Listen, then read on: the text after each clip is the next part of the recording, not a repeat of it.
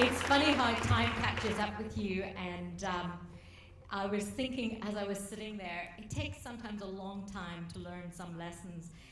Mal Fletcher actually married Rob and I 24 years ago, and I remember my father, who himself was quite a great orator, stood up and his first line was, he said, "I must admit, I am rather nervous after listening to such a great orator, and I am privileged to be in the room as him," which he was talking about Mal. Well, I feel exactly the same way. I must say, listening to Mal, you know, I worked alongside Mal with Youth Alive in the very, very early stages and watched the growth and development of that, the sacrifice, the incredible personal sacrifice of him and Davina and the family, to see Youth Alive become an incredible vehicle for young people. And Mal was ahead of his time then, and he's ahead of his time now. And I always said Mal was bigger than Australia, and he is. And so to be able to speak after him is an incredibly humbling experience. In fact, we didn't know that he was here until we actually got here. And so we haven't seen him in quite some time. So we just honour you, Mal. You're an incredible individual. You just keep going for it. We'll follow in the wake. Also, I would like to say that this is the first time in ages I have been at a Christian conference, like, I mean, overtly Christian, and you smell and look beautiful. Because normally I'm at human rights conventions, death penalty issues, and they look completely different. They wear different clothes. I remember somebody came up to me and they said, "I just don't look justicey enough." And I'm like, what does justice look like? But you all look and smell wonderful. And I said that to Rob. I said, they're all so different. And he said, "You've been away for too long." He said, "They're media people. They're meant to look good." So it's lovely to be in this space with you. And, you know, Mal was talking about the different theologies, and simply put, I think that the church needs to look at the theology of justice. And to put it incredibly simply, Micah 6 verse 8 is God's kind of justice is making things just as he would want them to be. So that's in our relationship as husband and wife, we see justice. With friends, we see justice. With our relationship with the media, how do we make things just as God would want them to be? And so before we start the story of the boys, I believe you have something to say, because this is your big domain. I'm just following in your wake. Oh, no, not at all. I mean, it's just wonderful to be here, and I came last year as well, just to sit in the crowd. And for me personally, it's just wonderful to catch up with people that I've known for a very long time. Caught up with Philip Randall yesterday, and we're just sitting there having a coffee and talking about the times back in the early 80s when we were both doing test broadcasts on Sunshine FM in Perth before they got a licence. And we both actually started in radio 40 years ago this year. The difference is that Philip's still working in radio.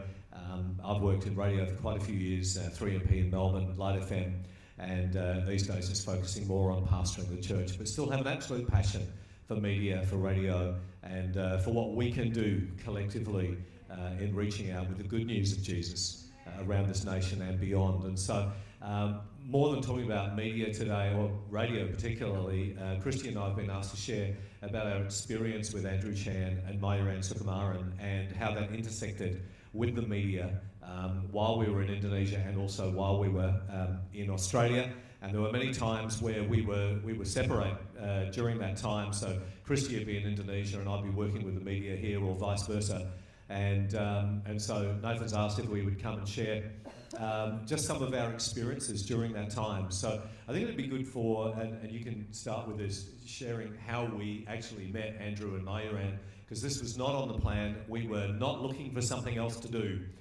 We were quite busy doing what we were doing, and in fact we were quite tired when we both decided to have a few days break in Bali, and we caught up with some friends, and they knew Andrew, and the rest is history. So tell us about that. Yes, absolutely. The rest has changed our lives irreversibly. So in 2012 we were in Indonesia, and I had a very good friend who I went to Bible college with, and she had married an Indonesian pastor, and they had worked in the prison. And we'd been to Bali many times, and she had actually said to us, "Do you want to come in and meet Chappelle Corby?" And I said, "Well, not really, because I didn't want like, for me, prison ministry is not about prison tourism. It's not about, this is where these people live." And so I don't have any relationship with her, but I said, "Please tell her, pass our love on to her and tell her that we as a church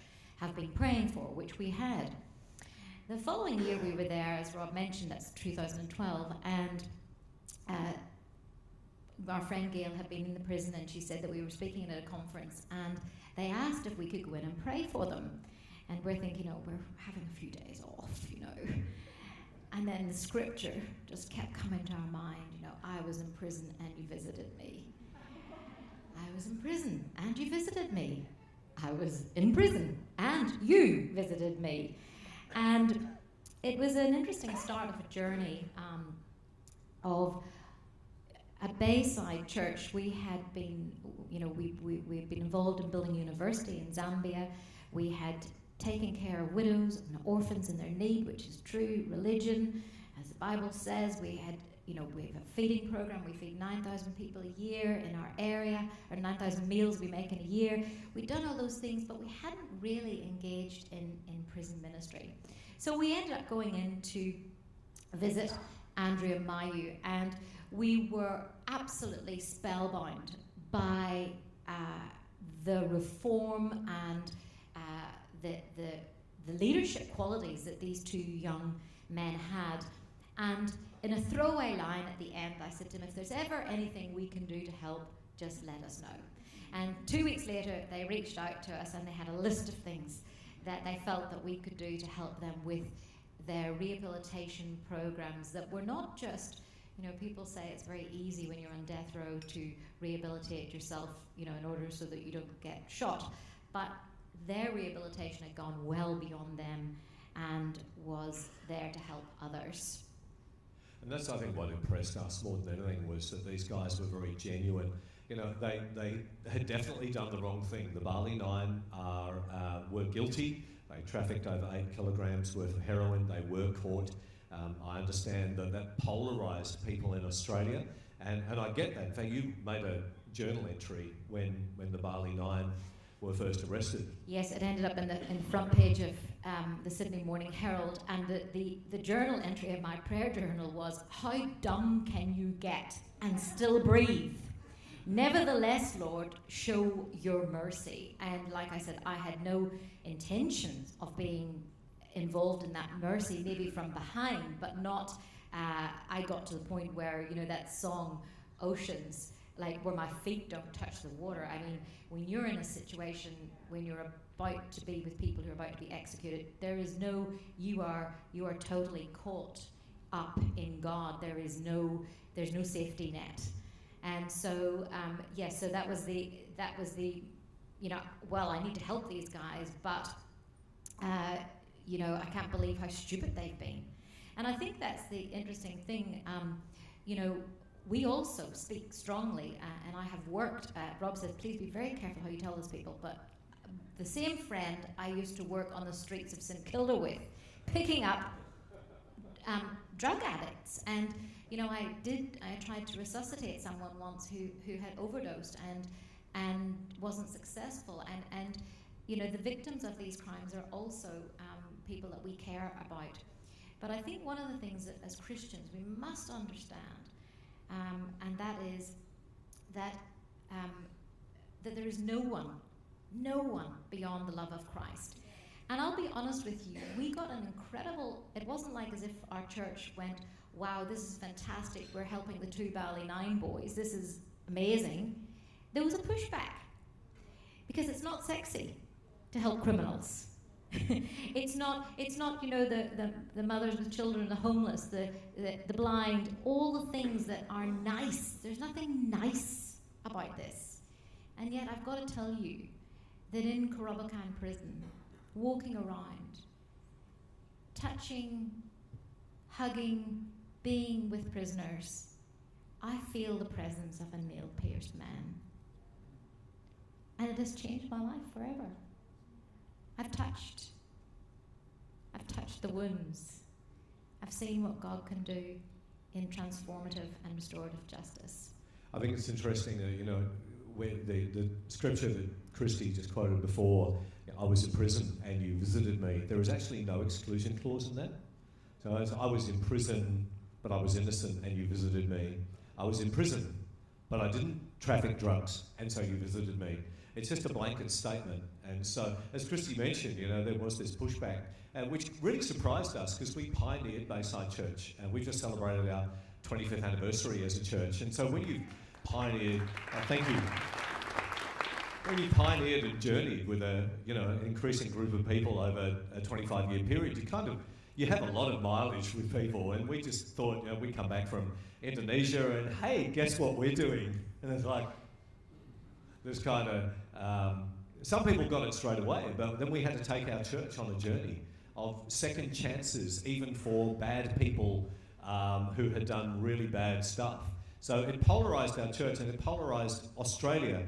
And quite a number of years ago, you would have seen the polls that existed, should these guys be executed or not. And it was a pretty well a 50-50 split in Australia. And a lot of Aussies were, if I had $1 for every time I heard someone say, well, they've done the crime, let them do the time, then I would be a very wealthy man. The fact is that all we ever asked for in that time was that they would actually get to do the time. And as we started to engage with the media, so since 2012 to 2015, Christie and I would go over to Bali on a regular basis, probably about 3 or 4 times a year, occasionally together, but more often than not, Christie would go or I would go.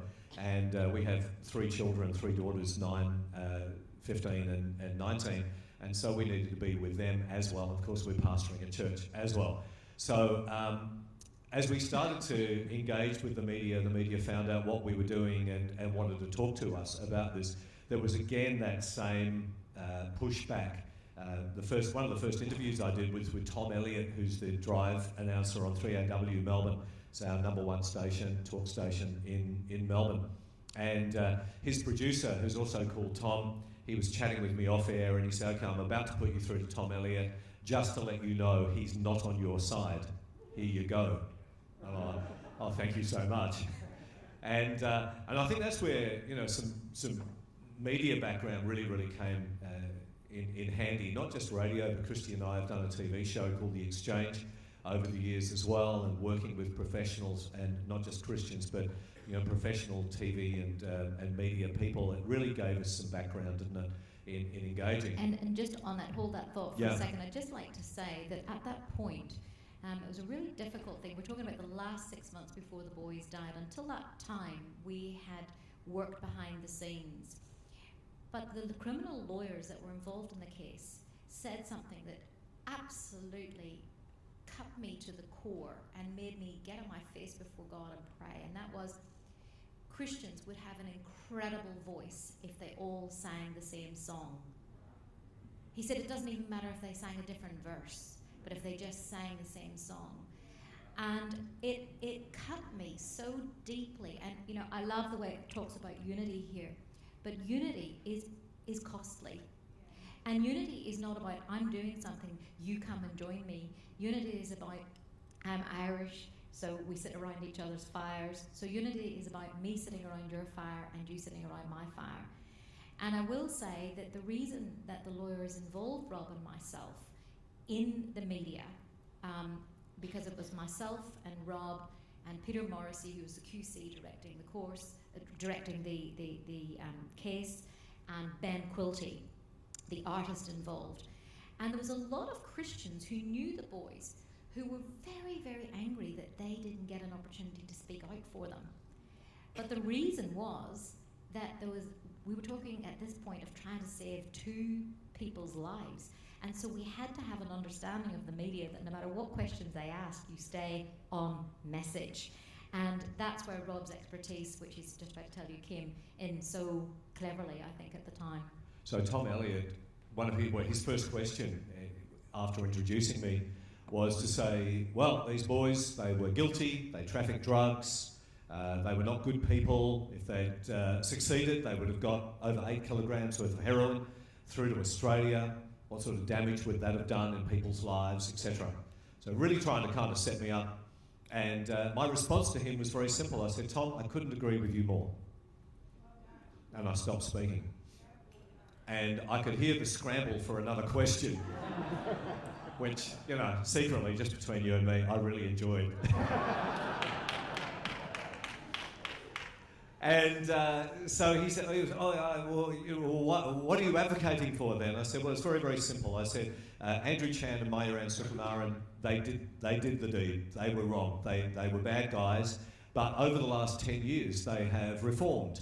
And now they are not just rehabilitated personally, but they are now working very, very hard within the walls of Keynote prison, and they are rehabilitating other people. Over the years, Christie and I have met dozens and dozens of the hundreds or possibly even thousands of people who have been rehabilitated by Andrew and Mayaran and the projects that they set up within Keynote.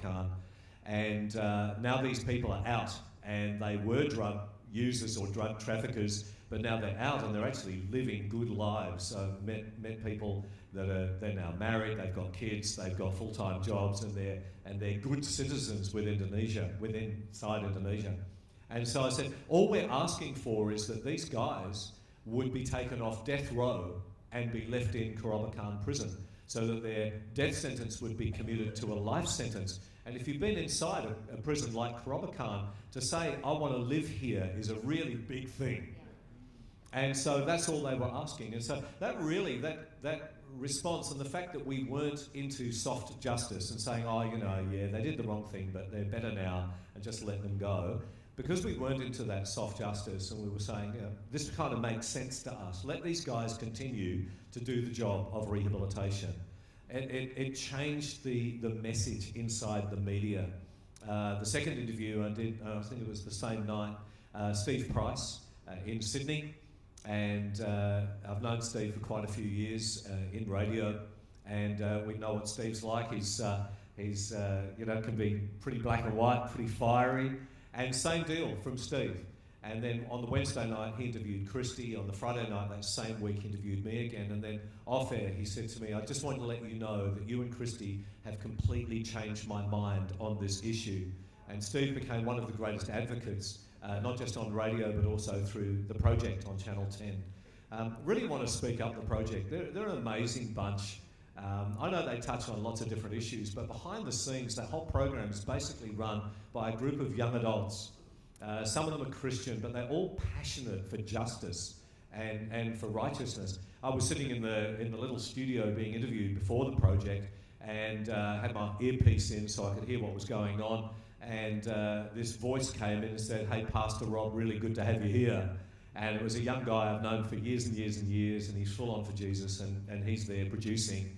And the guys like Waleed Ali and the other panel members were really, and Steve Price, were really cheering on this whole thing and speaking up that their sentence should be commuted from death to life. And just to say on that, many of you may know the situation where the AFP, the Australian Federal Police, had made an agreement with Scott Rush's family, who were Christians, who had done the right thing, reporting something suspicious. And they had made an agreement that they wouldn't intercept them in Bali, but rather intercept them in Sydney, because they knew that to intercept them in Bali would mean a death sentence. And then they broke their commitment to do that. And so the lead of this story that was going to go on the project was the AFP. And we had agreed as a media team that we wouldn't go back over old ground again. And I said to Rob, you've got to get that pulled. You've got to pull. We cannot go back over this old ground with the AFP again. And because of his relationship with, you know, these old, you know, you never can tell just when something's going to come back, when you've sown seeds in somebody's life. And they were able to pull the front line of that story off, which would have totally taken it in another direction. And so I was just so encouraged by that, and just so encouraged by the number of people that came to our aid. I mean, clearly, you know, we were involved with discussions with government continually, and there had been a meeting arranged for me to speak with Mr. Abbott at the time, And it's so funny how you imagine things are going to be and how they turn out. So I had thought it would be a physical meeting, and I thought that, I'd even thought what I would wear, and I'd look professional, and I would be very quiet and sensible and reserved. And which would be an absolute miracle. I should just throw that one in there, because she's Irish, you know what I mean. And what had happened was, Mr. Abbott had made that ridiculous statement on the stupid statement, in that we are going to continue to seek clemency for the boys. However, we will not allow it to affect bilateral relations. So I was immediately on to Julie Bishop's office saying, who's advising this man? What is he saying? And I'd been so nice up until this point. So I'm in my trackies with my Ugg boots on, and I'm at home, and I get a phone call, and I thought somebody was teasing me. They said, we're putting a call through. This is the Prime Minister's senior staff advisor, and we believe that the Reverend Buckingham is not happy with what the Prime Minister is saying. And I thought, this is a joke. And then I realized, this is not a joke. So I got down on my knees beside the bed, literally, and I said, the Prime Minister needs to plead for mercy. He needs to plead for mercy. I want to say, I was not the only voice saying that. There were other voices saying that too. And so the very next day, we heard out of the mouth of our own Prime Minister the word mercy, which is such it's the heart of God, right? And to hear that in our media, this plea for mercy, was just an incredible turnaround, and a moment that was a highlight moment in a very dark situation. Yeah, things started to come to a head in the early part of 2015, and every year I went over for Andrew's birthday, 12th of January, and he was going to be on his own for his 30th birthday in 2014, so I'm just going to come over and spend some time with you. It was a Sunday, his birthday that year, and I said to him, so what do you want? And because they don't allow visits in Keynote on a Sunday, and he said, well, I want KFC. And so after which incidentally was their last meal as well. Yeah, and so after I'd spoken at a church in Bali on that Sunday morning, we stopped in and got a massive bucket of KFC and chips and salads and all of that, and just dropped that off with him. And then the following year, which was 2015 then, he wanted pizza, so took him pizza on the Monday, 6 massive pizzas that he could share with some of the other people. But it was during that trip that Mayuran's clemency last appeal got knocked back, rejected. And so I met with Mayu. I just said to him, I said, look, if you want to talk it through, I'm here and I'm happy to spend some time. And so I went in one morning and just sat with Mayuran and talked about things. And so he was pretty angry. He was very disappointed. He really wanted to live. These guys were doing an amazing job. They really were. Their rehabilitation work. Mayu had started all of these art projects and had become quite an accomplished artist himself and was training other people. Am I allowed to say what they used to use the area for inside Keynote where he was doing his...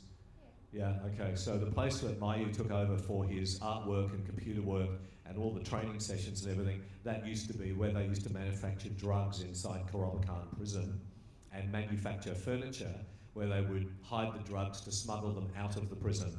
So you can see all of these double standards and corruption and everything that's happening, and still happens in that country. But Mayu, he'd redeemed these rooms, and so they had been turned into places where people's lives were changed and transformed, and where people were then equipped for becoming good citizens when they were released from prison. And to be part of the art room, you had to be drug-free, and you can do a urine test, which you have to have not taken drugs for 3 days, but to have a hair test, you have not to have taken drugs for 6 months. So to be part of these programs, the boys had to be totally rehabilitated. Now we have some, just some photographs that we'd like to show you. This is just the boys as they were, just when they were so young. This is them starting, this is the first, them starting the computer room. This is Andrew and Mayu in the art room. And there's Andrew wearing one of the shirts that I bought him singing. Can you see the sweat as he's just worshipping the Lord? If we can just hold on that photograph there for a moment, I'd just like to point out the guy in the corner is the guy who actually signed their death penalty. And he's smiling. This is 3 days, go back to that photograph again. That was 3 days before they were executed. Do you see any fear, keep that photograph up if you can, because that's just such a powerful photograph. Mayu's behind, this is their Bible. When they left Korobakan, they were reading Max Lucado's book, Traveling Light. And Andrew said, which is quite ironic, because when I leave here, I won't even be taking my own Bible with me. And you can see Mayu behind it. The guy on the corner here, he was executed after 17 years of imprisonment, 23 hours locked down. That's 1 hour of fresh air a day for 50 grams of marijuana. Yeah, quite extraordinary. And so in that photograph, the prosecutor that's in that photograph actually asked me to pray on the night before I went onto the field to pray for the boys before they're executed, and I said, no, you can wait till later. So that's only because I was focused on the boys. So there's our team over there in the church worshipping. That's one of my favorite photographs of Mayu there, Mayu the thinker. He's studied a lot of philosophy. That's him the year before he was executed on his birthday, 2 weeks after his birthday, but that's a photograph of him on his birthday. That's just him painting there. You can flick through it. That's the lawyer, Julian McMahon, an incredible guy, a Jesuit-educated lawyer who has taught me so much about God and God's justice. That's a group of family friends, and David Soper, the Salvation Army guy that was with Andrew on the night of his execution. That's our board, who all went over, and they were just so moved. That's Rob. That's a beautiful photograph. That's Mayu getting tennis. He was funny. Everything that he did, he wanted to do well. That's a photograph of him waving goodbye one day from the tower. This is us praying for the prisoners. When you're in that chapel, you don't even feel like it's actually, you have to be so careful because you forget that you're there with people who have been convicted of serious crimes. Now just hold on this, please. This photograph is the day of Andrew's execution. So he's executed that night. Just go back onto that photograph. He's still smiling. These guys had all offered their lives for Andrew, in place of Andrew, because he had given them a second chance at life. And they'd all offered. They said, we can't lead like you lead, please. And they'd written to Jokowi asking if they could take his place. It was just very, very tragic. And this is a beautiful photograph that you never see in the media of Mayu, the reformed Mayu. And this is us outside Andrew's kitchen. Whole group of us. Just some more photographs of the rehabilitation programs. And this is when we started overnight, basically, the campaign when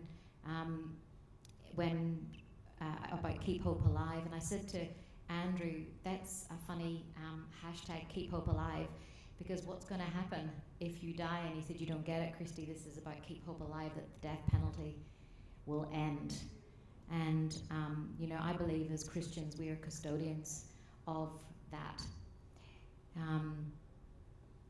It's very interesting to me that Christians, when it's us, somebody's done something wrong against us, it's easy to say an eye for an eye. However, when it's us that has been it's us, we want grace. This is when they transferred the boys, and we were interviewed by different media. That's me bringing the boys' bodies home. It was a very difficult time. Talking about the media, I remember as well the day of the funerals, the media just turned, and Koshi said to me from, is it sunset? Sunrise? Sunrise, sunset, that's the other part of the day. That's his later program. Yeah, that's it.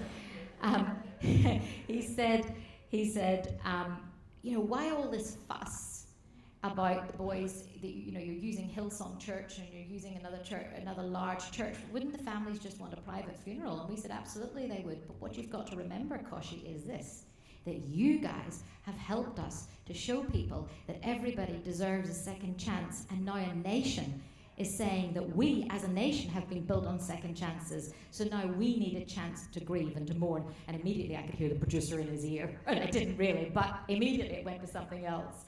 And so it just, again, that whole flow. But, you know, I hope that we're never in this situation again, but the voice of the Christian media behind something like this is so important. We've got to speak out about God's heart. A very dear friend of ours, Shane Claiborne, who wrote the book Executing Grace, which is probably the most profound work on the death penalty.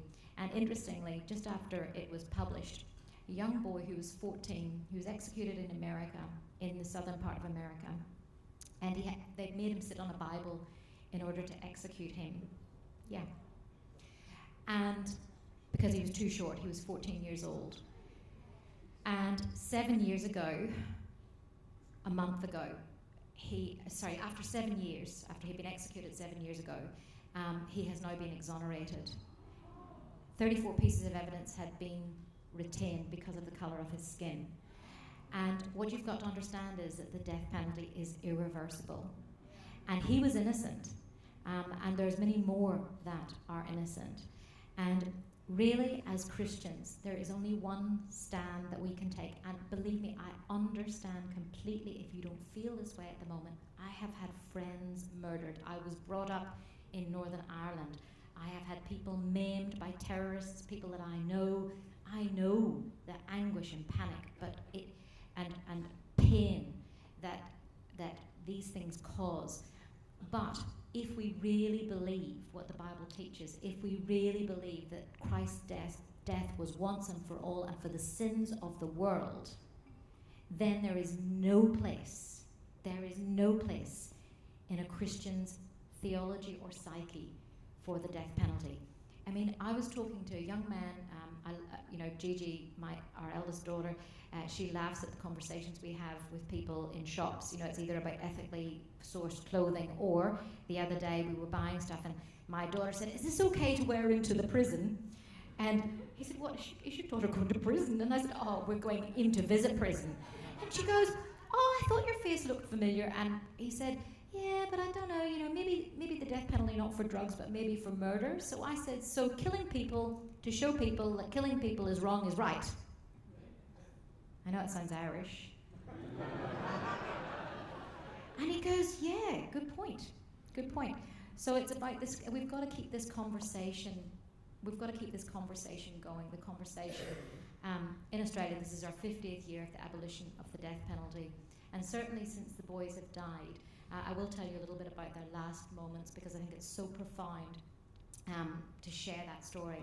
But certainly since they have died, we have seen the march against the death penalty increase. It's slow and it's hard, and we need people like you to help us. I think one of the wonderful things that we saw happen out of all of this was the shift in people's thinking in Australia. The last of the polls that came out showed about 2/3 of Australians wanted mercy for these men, and I think that's a wonderful thing. It's a cultural shift that takes place, and I think it demonstrates. Obviously, that's not just two people; that's a whole stack of people working up front and behind the scenes on that. But I think it shows to us the power that is in this room, the power of the media, the power that we have to change people's thoughts, perceptions, thinking, to be known not just for what we're against, but what we're for. Yeah, we're against the death penalty, but it's because we're for mercy and we're for second chances, and that's got to be what the gospel is all about. One of my favourite verses in Scripture is that God was in Christ, reconciling the world to himself, not counting people's sins against them, and has given to us the message and the ministry of reconciliation. We've just got a few minutes left, and so I want you to tell the story of the last few days. I think that's the most beautiful thing. I have had no problems sharing the good news. I have had no problems sharing justice, things just as God wants them to be, with people from all sorts of backgrounds. When you get the heart of God and you speak for those who have no voice, doors open that you couldn't even imagine. I have never been inside the Opera House in 30 years of living in Australia. And last December, I sat on a panel with Philip Ruddock beside me, with Sir Richard Branson Skyping in, and people who I only dreamed of being in relationship with in terms of the death penalty, to help assist with this vow that I made to the boys that I would speak against the death penalty in any way, to whomever, whenever, however. And people are open, very open. Even I just went last week to Bali, and 2 weeks ago to Bali, to see on the anniversary of the boy's death. And a guy, he said, I recognise your face. And I said, are you a policeman? He just looked like a policeman, you know, he's got that look. And he said, yeah, I am. And he said, oh, you're the Bali girl, the Bali woman that helped those boys. And I said, yeah, I did. And I said, what did you think of it? And he said, I think it's dreadful what happened. And so we started talking this, and what got you doing this? I'm a pastor of a church. Oh, right, okay, so you don't believe that, you know, people deserve to get punished for what they've done? Oh yeah, punished, absolutely. But I believe in restorative justice, not retributive justice. So basically, in the time I have left, I just want to encourage you, because Eddie McGuire was so touched by the boy's story. He actually was in tears when he interviewed me, because he couldn't believe that the boys could go to their death singing. And, you know, it was an incredible evening. I went to the island. I didn't know what to expect. I'd seen the boys earlier on, and they were in good spirits. But the saying goodbye, peeling people off people, children being peeled away from their parents. I was 1 minute consoling people, another minute singing, you know, do you want to build a snowman with one of their children? You know, just this incredible scene. We told the children of one of the men that their father was very ill and would probably die tomorrow. Mary Jane was just so distraught at being separated from her children. Scenes that you should just not see. There is so much evil and wickedness in the world as it is. We shouldn't be actually implementing it ourselves. So to have a time where you know that you are going to be put to death, an actual time, you learn so much. I learned so much from the boys, especially in the last 72 hours. One of the day before they were executed, we were kept 4 hours late off the island, and when you're 4 hours late and you're counting down the hours, they spent 30 seconds reconciling that, and then they got on with the more important things in their life, and that taught me something very important. But as we walked out that night, we had prayed, we had gone through scripture. Mayu was very concerned about falling, because being shackled by his feet, he was concerned that he would fall, and we read from Psalm 121 that God would not allow him to stumble or fall, and that he would guard his feet. And as we walked out and he started to sing Amazing Grace, the guards just put their heads down, and some of them hugged him, and then we were handed over to the military. And as we were handed over, I realized Mayu looked up and saw the stars, and it was the first time he had seen stars in 10 years. And it hadn't clicked with me, and he just went, God, you are magnificent. You are magnificent. There's 26 men with guns pointed at us, and he's taking this moment to magnify the Lord. And as we went down to the area, we were taken by we were transported down to where they were going to be executed. Our boys were allowed to wear their own clothes until the last minute. The others were changed into t-shirts with black crosses on them where they were going to be shot. And as I remember, the spiritual directors were taken to one side while they were lining the boys up, so that one director would walk. It was pitch black alongside their prisoner. And I heard these chains, chunk, chunk, chunk, and there was complete silence. And for one moment I saw the boys as the world saw them, condemned men. And out of the darkness, Andrew Chan, in his nasal voice, started to sing, Savior, you can move the mountains. Like that. I'm going, wow. And then we started to sing back. We sang back to them, and there was this volley of singing. At one point, I got mixed up with one of the songs, and I started to sing the Shrek version of Hallelujah. And when we got onto the field, Andrew said to me, where on earth were you going with that, Mrs. B? I said, well, you fixed it. And we were taken into the field where they were executed. And as I walked in, I didn't know what I was going to experience. But what happened was, this place of slaughter became a sacred place. This place of hatred became a holy place. And I'd said to the boys, you know, there's times in your life where you will never reach some of the goals that you may want to achieve, but you need to know your values, because you can live and die according to your values. And I'd had this conversation with both of the boys separately, and both of their values were courage, kindness, forgiveness, and compassion. And I said, you know, you can live and die with those. And they went to their place of death, and Mayu was, as he was put on the cross, he was saying to the guys, I know this is, they were saying sorry, and he said, I know this is your job, I forgive you. And then he said, God bless Indonesia. And he looked up to heaven, and he said, Jesus, I trust in you, I trust in you. And I saw the laser lights come and try to line up their hearts. But I had said to Mayu, I will not leave you until you're singing the song that you want to sing. Because he'd said to me, I want to do this right. He said, how do I do this right? And I said, the Bible says, enter his gates with thanksgiving, enter his courts with praise. And he said, I know just the song. I want to be singing, bless the Lord. And so as he was saying, Jesus, I trust in you, he was looking up to heaven. And the soldier tapped me on the shoulder to say, you need to move aside now. And I just said, one moment. And he said, okay. And I leant up to Mayu, and I reached up to him, and I said, you're a good man. You're a redeemed man. And I said, I'll see you on the other side. And he said, I'll see you on the other side, Mrs. B. And I said, it's time to start singing, Mayu. It's time to start singing. So they started to belt out, bless the Lord. And I said to him, I'm just, because the soldier came again, and this time it was like, you've got to go. And I said, Mayu, I'm just taking a few steps back. Can you still hear me? Can you still hear me? He said, I can hear you. I said, I'm going about 5 steps away. And I said, but I'll just be right here. He said, and I said, I'll see you on the other side. He said, I'll see you on the other side. God bless you, Mrs. B. And we went to the side, and they put down a plastic sheet.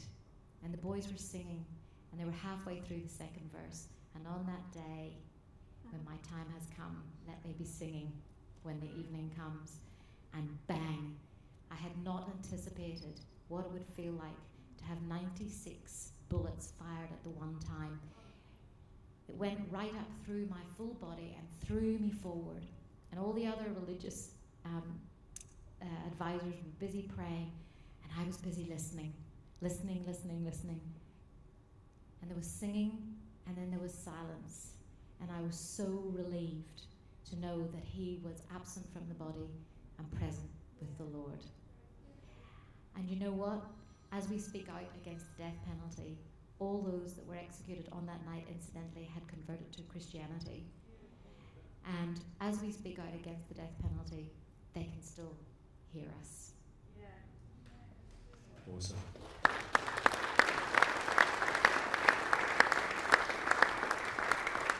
Our time's up, but we're part of a Q&A panel in the not too distant future, so if you do have any questions, we're happy to answer them then. But thank you for the opportunity to share today. And just saying that the movie Guilty will be released at the Adelaide Film Festival in October, and we need all the support we can get to get that movie into the Christian arena and every arena, really. Yeah. It's on the last 72 hours of Mayu Rand's life. Yeah, that's right. So, God bless you guys. Thank you.